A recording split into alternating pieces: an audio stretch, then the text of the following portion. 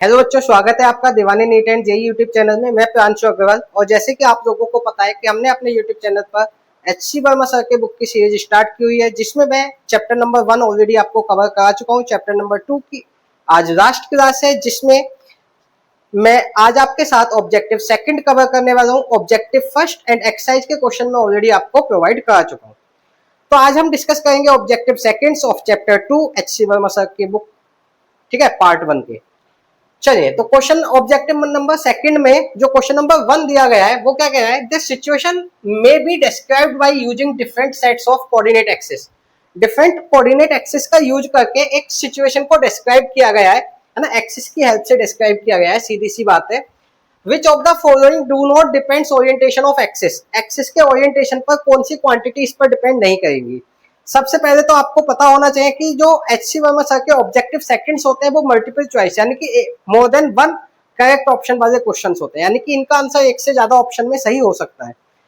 चलिए, तो यहां पर देखते हैं कि इनमें से कौन सी क्वांटिटी है जो एक्सिस के रोटेशन ओरिएंटेशन मतलब एक्सिस की पोजीशन पर डिपेंड नहीं करेंगी। सही है, तो सबसे पहले तो आपको यह ध्यान रखना है कि चलिए ऑप्शन देख लेते हैं।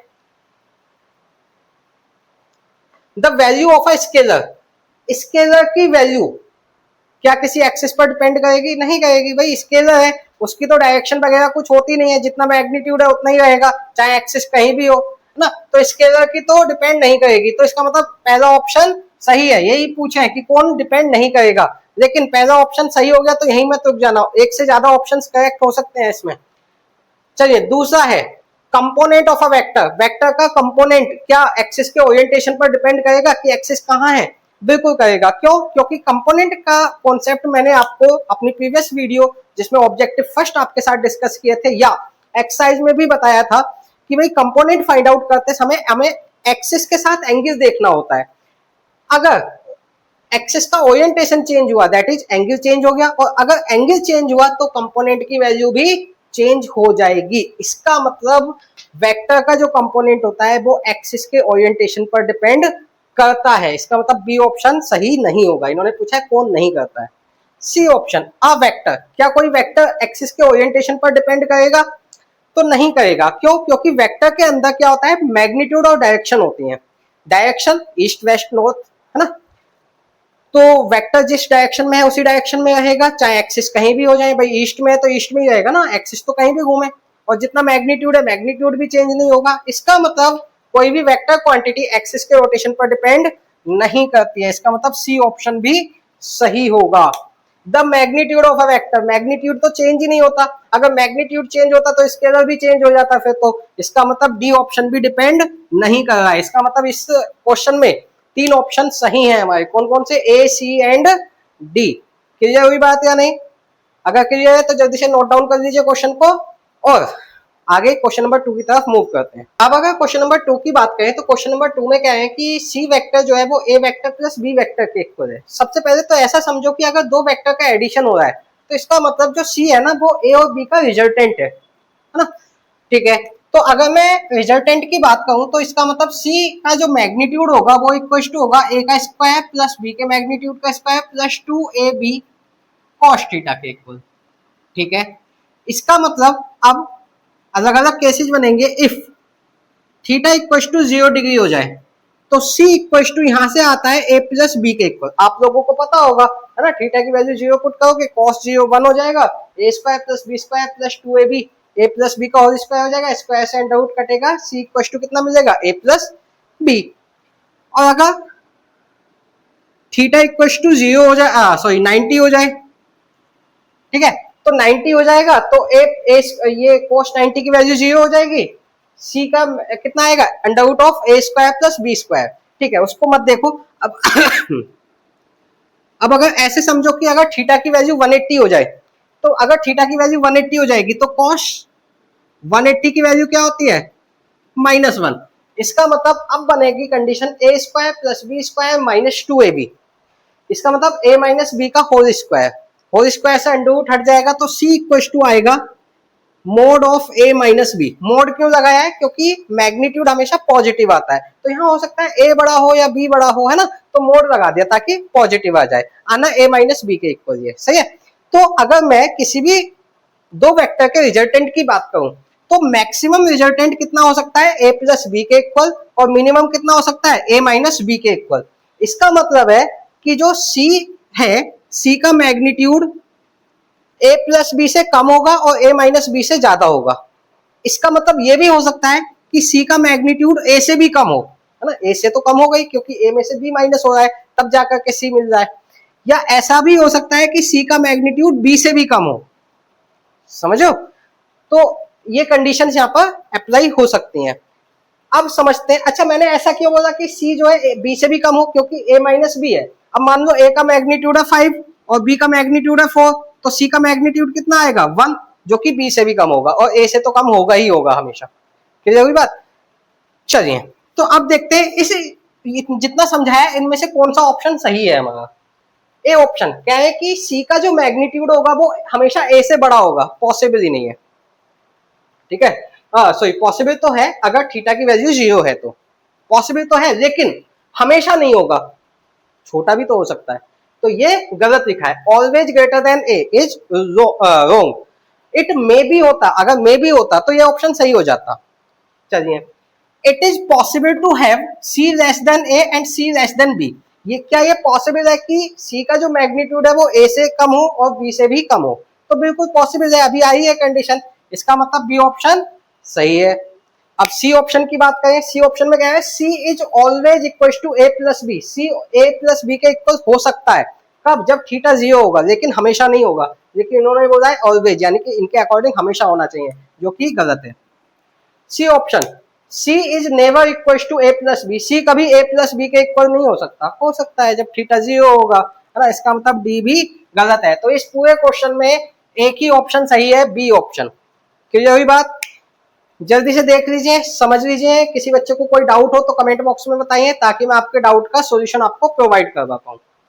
और अगर डाउट नहीं है तो जल्दी से नोट डाउन कर लीजिए। क्वेश्चन नंबर 3 की तरफ मूव करते हैं। अब अगर मैं क्वेश्चन नंबर 3 की बात करूं तो क्वेश्चन नंबर 3 में भी दो वेक्टर्स लिए गए, ए और बी, जिनके बीच का एंगल 120 डिग्री है, और हमसे कह रहे हैं उनका रिजल्टेंट है सी। तो बताइए इन चारों में से कौन सी बात ठीक होगी या कौन सी बातें ठीक होंगी? चलिए, अगर रिजल्टेंट की बात करें तो अभी मैंने सेकंड क्वेश्चन में आपको बताया है कि भाई जो रिजल्टेंट है यानी कि सी जो है वो ए माइनस बी के इक्वल या उससे ज्यादा होगा, लेकिन ए प्लस बी के इक्वल या उससे कम होगा। कभी भी ए प्लस बी से ज्यादा नहीं हो सकता, कभी भी ए माइनस बी से कम नहीं हो सकता, ठीक है। रिजल्टेंट यानी कि सी जो है ए माइनस बी कब हो सकता है? जब थीटा की वैल्यू कितनी होगी? 180 डिग्री। और ए प्लस बी कब हो सकता है? जब थीटा की वैल्यू कितनी होगी? 0 डिग्री। तो इसका मतलब अब थीटा यहाँ पर कितना दिया है? 120। इसका मतलब ना तो सी ए माइनस बी के इक्वल होगा और ना ही ए प्लस बी के इक्वल होगा, मतलब इन दोनों के बीच में लाई करेगा, है ना। यही तो बताया था अभी। चलिए, अब ऑप्शंस मैच कर देते हैं। तो ए ऑप्शन क्या है? C must be equal to A minus B. अभी बताया इक्वल टू नहीं होगा, ए ऑप्शन गलत। B option, C must be less than A minus B.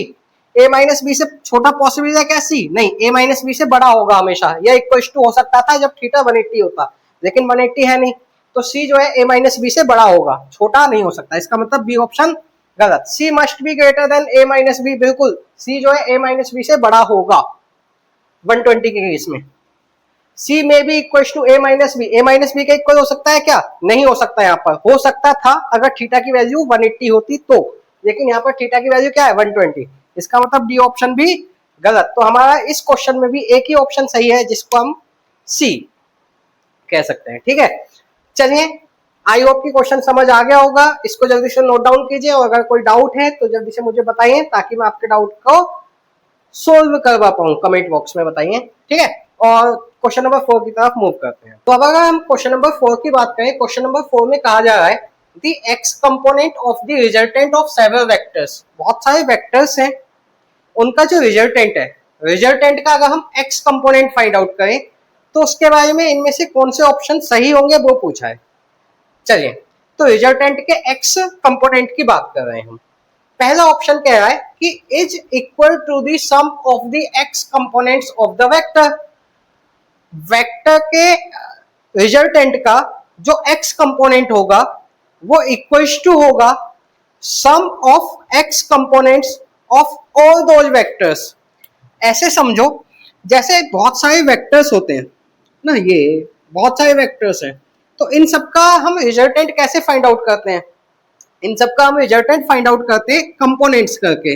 Actual में एक कंपोनेंट आता है एक्स डायरेक्शन में ना, और एक कंपोनेंट आता है वाई डायरेक्शन में, और फिर इन दोनों का नेट फाइंड आउट कर देते हैं। यही तरीका होता है, ठीक है। तो यहाँ पर यही कहा जा रहा है कि जो रिजल्टेंट का एक्स कंपोनेंट है, माने ये, वो इक्वल टू होगा sum of X components of the vectors.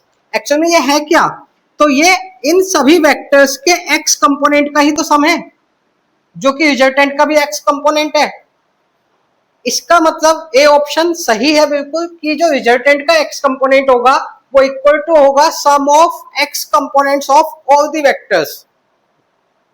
सही है। तो चाहे सभी वेक्टर्स के एक्स कंपोनेंट फाइंड आउट करके उसका सम कर दो, और चाहे रिजल्टेंट का एक्स कंपोनेंट फाइंड आउट कर दो, दोनों इक्वल मिलेंगे। तो इसका मतलब ए ऑप्शन हमारा सही है।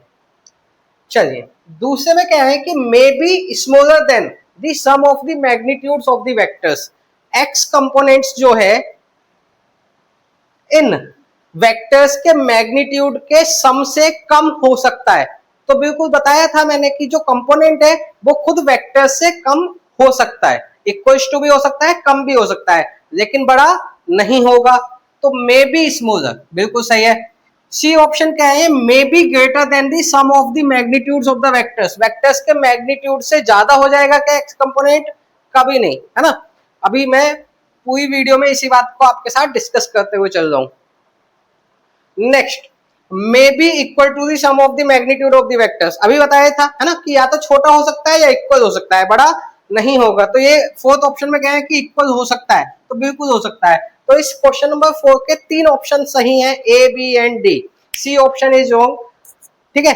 तो ये मोर देन करेक्ट वाले क्वेश्चंस हैं, आपको पता ही है। तो 3 ऑप्शन यहाँ पर ठीक है, अपने जल्दी से समझ लीजिए, नोट डाउन कर लीजिए, और फिर क्वेश्चन नंबर 5 की तरफ मूव करते हैं। अब अगर क्वेश्चन नंबर 5 की बात करें तो क्वेश्चन नंबर 5 में कहा जा रहा है the magnitude of the vector product of two vectors A and B may be. भाई हमें दो वेक्टर दिए गए, a vector and b vector, और इनके वेक्टर प्रोडक्ट के मैग्नीट्यूड की बात कर रहे हैं। वेक्टर प्रोडक्ट माने क्रॉस प्रोडक्ट। तो सबसे पहले तो आपको ध्यान रखना है कि ए क्रॉस बी के मैग्नीट्यूड की बात की जा रही है। सही है। Magnitude of vector product, vector product माने cross product of two vectors A and B may be. अब उसके बारे में क्या क्या बातें ठीक हो सकते हैं यहाँ पर वो बताना है। तो सबसे पहले तो आपको समझना होगा कि अगर दो वेक्टर का क्रॉस प्रोडक्ट करते हैं और उसका मैग्नीट्यूड फाइंड आउट करना होता है हमें, तो वो किसके इक्वल होता है? ए का मैग्नीट्यूड इंटू बी का मैग्नीट्यूड इंटू साइन थीटा, ठीक है। अब अगर इसमें केस 1 देखें, अगर केस 1, तो केस 1 में मान लीजिए थीटा इक्वल टू 0 है, तो साइन 0 कितना हो जाएगा? 0। तो ए क्रॉस बी कितना बनेगा? ए बी इंटू साइन 0 की वैल्यू 0, पूरा कितना हो गया? 0। तो ए क्रॉस बी आ जाएगा 0, अगर थीटा कितना है? 0 डिग्री है। केस 2, अगर थीटा इक्वल टू 90 हो जाए तो साइन 90 इक्वल टू कितना हो जाएगा? 1। That is a cross b equal to a b sine 90, sine 90 की वैल्यू 1, तो कितना आ जाएगा? ए बी के इक्वल, ठीक है। अब देखो साइन थीटा की मिनिमम वैल्यू क्या हो सकती है? -1 हो सकती है वैसे, है ना। अगर माइनस को हटा दें, मैग्नीट्यूड वाइज देखें तो मिनिमम वैल्यू हो सकती है 0 और मैक्सिमम वैल्यू 1 हो सकती है। इट मीन्स कि A cross B magnitude wise, है ना, मैग्नीट्यूड की बात करें तो मैग्नीट्यूड ही बोल रहा हूं मैं, तो ए क्रॉस बी का जो मैग्नीट्यूड है वो मिनिमम कितना हो सकता है? 0, और मैक्सिमम कितना हो सकता है? ए बी के इक्वल।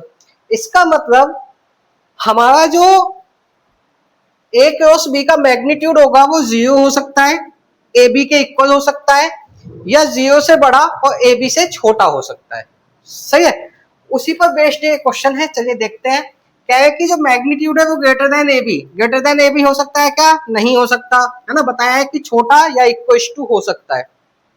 इक्वल टू हो सकता है, बिल्कुल हो सकता है। छोटा लेस देन हो सकता है, इक्वल टू 0 हो सकता है, बिल्कुल हो सकता है। तो बी सी डी तीनों ऑप्शन हमारे यहाँ पर करेक्ट है, A option is wrong option.